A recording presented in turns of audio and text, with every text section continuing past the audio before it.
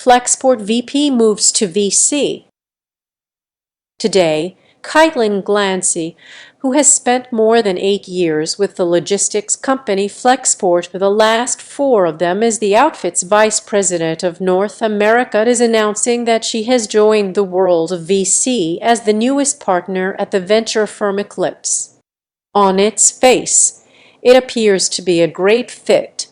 8-year-old Eclipse, based in Palo Alto, has from its founding looked to fund startups that are modernizing legacy industries, and as the world learned during the pandemic, the shipping industry remains highly challenged even while it becomes more automated.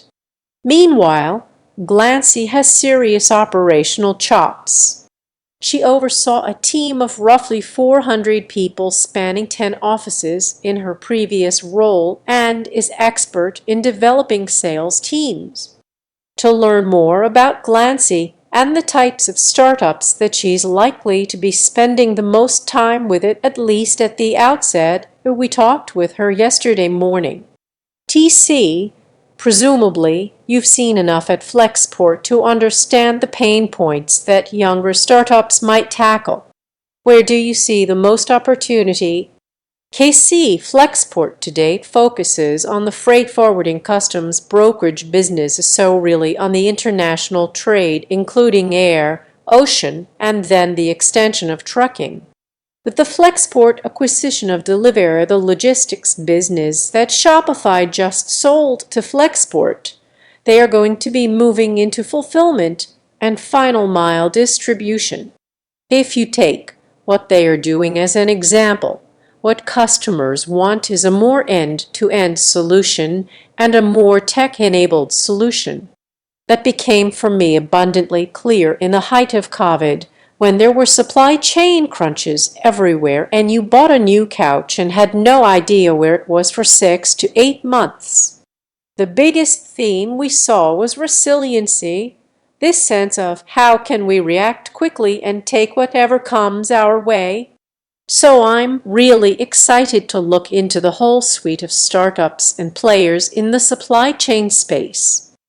There's a lot of interesting developments to be done on the domestic piece in particular, whether that's support infrastructure, rail infrastructure, trucking infrastructure, enabling your frontline operators in warehouses to work more efficiently, getting goods from the warehouse to the end customer faster.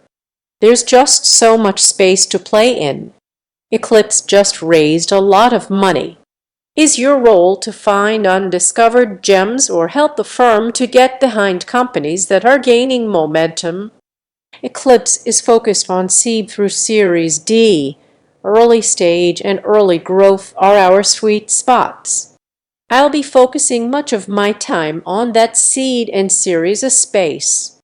I think what's interesting is over the last several years, you have seen an emphasis on supply chain visibility, and yet it's still a challenge because cargo passes through so many different hands, whether it's an ocean or airline carrier, or it's in the actual physical port, then the rail, then the truck.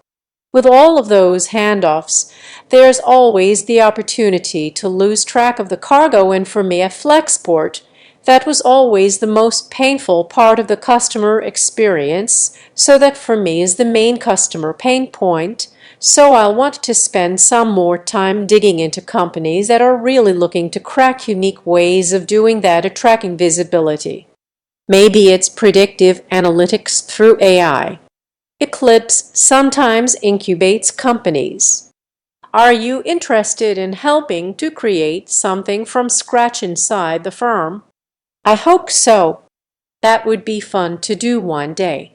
Right now, I think I've got to get my feet under me a little bit. At Flexport, you had a specific focus on sales and account management and go-to-market strategy. What do you think startups get wrong when it comes to developing this muscle?